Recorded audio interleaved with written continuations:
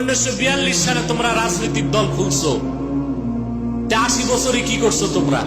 ক্ষমতায় তো যেতে পারো নাই পৃথিবীর কোথাও।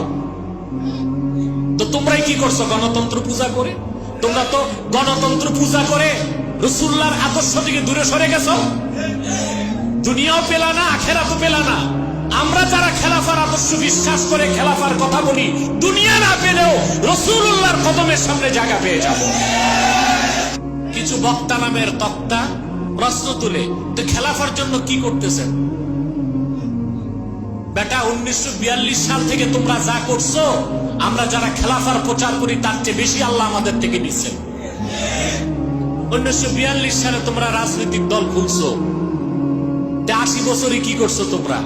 ক্ষমতায় তো যেতে পারো নাই পৃথিবীর কোথাও। তো তোমরাই কি করছো গণতন্ত্র পূজা করে? তোমরা তো গণতন্ত্র পূজা করে রাসূলুল্লাহর আদর্শ থেকে দূরে সরে গেছো। দুনিয়াও পেলা না, আখিরাতও পেলা না। আমরা যারা খেলাফার আদর্শ বিশ্বাস করে খেলাফার কথা বলি, দুনিয়া না পেলেও রাসূলুল্লাহর কদমের সামনে জায়গা পেয়ে যাব। দুনিয়া থেকে আমরা পাই নাই।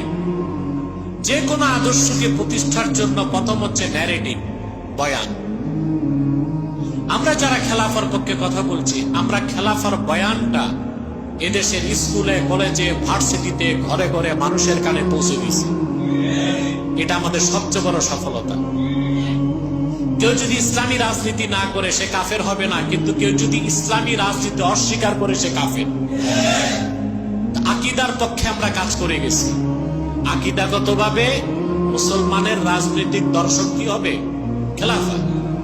এই বয়ানটা আমরা প্রতিষ্ঠিত করতে পেরেছি বাংলাদেশে, আলহামদুলিল্লাহ।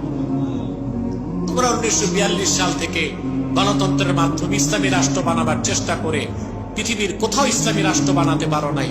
বাংলাদেশও মনে হয় না সম্ভাবনা আছে, কারণ তোমরা তো এখন ধরাকে সরা জ্ঞান করতেছো, কাউকে তোয়াক্কা করো না।